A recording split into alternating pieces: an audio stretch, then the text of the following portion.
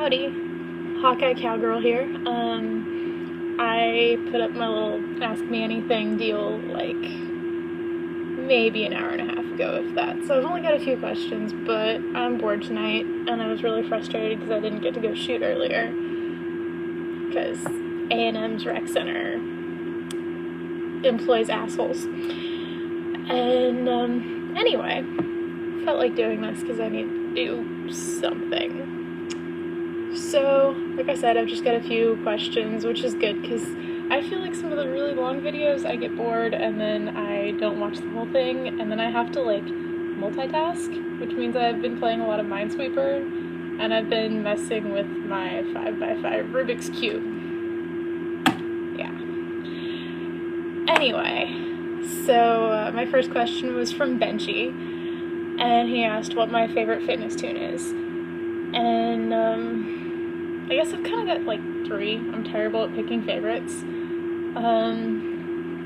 Two of them that were like the first thing I thought of when I saw this question. My dog wants to go outside and is whimpering out the window. He's kind of weird. Anyway, first songs I thought of were my power songs on the Nike Plus running app. Those of you who aren't familiar with it, there's a little button you can push when you're in the app when you're running. If you need an extra burst of motivation, you can have one of your power songs play. So the two I have set up for that right now are Move Along by the All American Rejects, because, you know, it's like just keep going. It's the whole point of the song. You know, even if you don't want to, you know, you can. Just do it. And then the other one is Burnout Bright by Switchfoot. And if you're not familiar with Switchfoot, they're awesome. I love that band. And Burnout Bright is what it sounds like. I mean, it's just don't give up. You know, if you only get one try, you want to burn out bright. So give everything all you got. It's fantastic. The other song that lately is one of my favorites is Getting Ready to Rain by Cory Morrow. Those of you who aren't familiar with Texas country or red dirt music, I feel sorry for you because I'm from a more awesome state than you. But Getting Ready to Rain just makes me happy. And if you don't understand that song title, you're not from Texas. But it's just a really... The song captures the feeling of a building storm, which means it's kind of badass for running and working out. So I really like that one. And sorry for not being able to pick a favorite. I'm terrible at favorite songs. Six of Spades asked a question that I was really excited about. He asked what my most memorable archery shot was.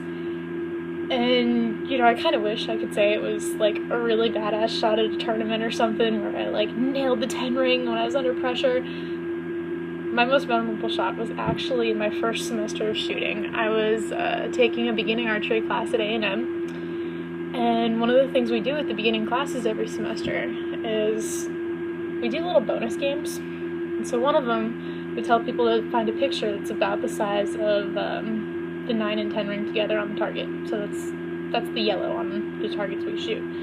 It's about that big. And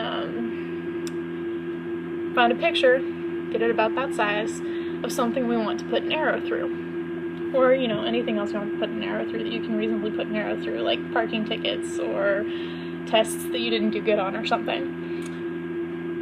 Well, at the time, that was my freshman year of college. The summer between my senior year of high school and my freshman year of college, I went through a kind of messy breakup. And by kind of messy, I mean I was actually kind of okay because he made such of an ass out of himself that I was like, okay, I'm glad to be rid of you. Namely, when he freaked out and decided that I broke up with him. I didn't break up with him, but he decided I did. In retrospect, that's a really good thing. But he decided I broke up with him, freaked out, decided that I was practically cheating on him by hanging out with a guy friend of mine right after we had broke up. Just hanging out, I might add. When in actual fact, he had cheated on me. You know, actually cheated on me before we broke up. Anyway, tangent. He went through my room with a knife and slashed up a whole bunch of my stuff while I was gone. And did like $300 worth of property damage. So of course, as soon as they told me to bring a picture of something I wanted to put an arrow through, I was like, oh, Russell. So, you know, back in the day, got his MySpace picture, printed it out, cut it in a circle, taped it on my target, and back then I sucked at archery. My first semester I was absolutely terrible. My shoulders are kind of weird. Like it took me forever to be able to do push-ups properly because my shoulder blades do funky things and my shoulder joints are not normal. I don't know what their deal is. But for a long time with archery, they usually teach you to draw with your elbow kind of high, and if I do that, my shoulder pops. And so I hadn't figured out how I needed to shoot yet then, and so I had shoulder issues. And I'd just go to do the draw, and my shoulder would pop, and it would hurt, or just be bad. I sucked. But, you know, I had a few warm-up shots, put that picture up on the target, and my very first shot,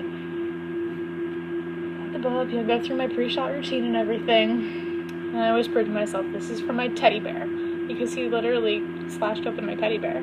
I mean, what kind of jackass murders a teddy bear? So I said, this is for my teddy bear. And I raised the bow up, draw, and I definitely put that arrow straight through his left eye. And to this day, I am very proud of that shot. In spite of the fact that now I can, like, shoot way more accurately, way more consistently, that's still my favorite shot I've ever made, because that bastard deserved it. So, my last question, I don't know how to pronounce your name.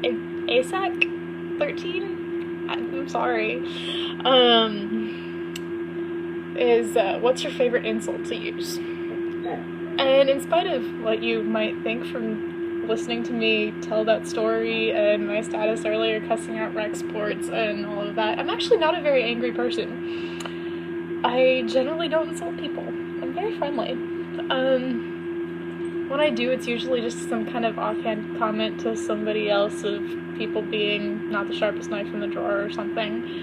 I'm not very original with insults. My fiance is.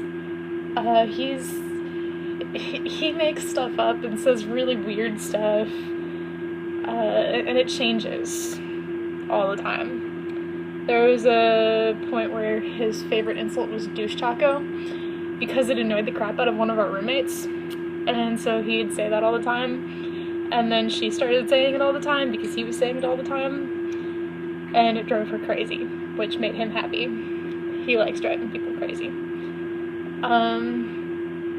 And my favorite insulting thing that he's ever said was, there's this girl that we both knew who was in the riding program at A&M, and horseback riding, and she was a bitch.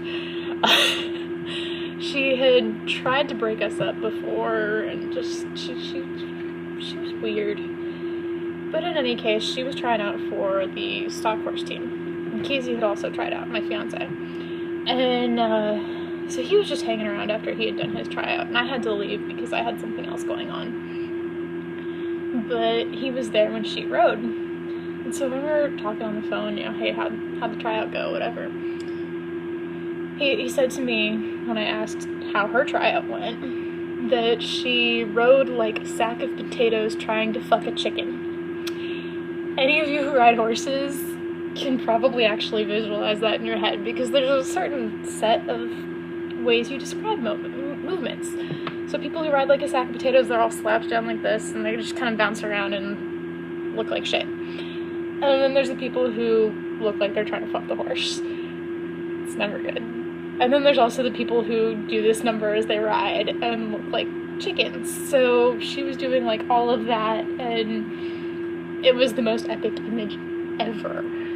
So yeah, and this is already almost 10 minutes because I've managed to babble a ridiculous amount with only 3 questions. So yeah, I think ending these things is the most awkward part, but I'm an Aggie, so I'm going to end this in the classic way that most of us at Texas A&M in presentations, and say thanks and gig 'em.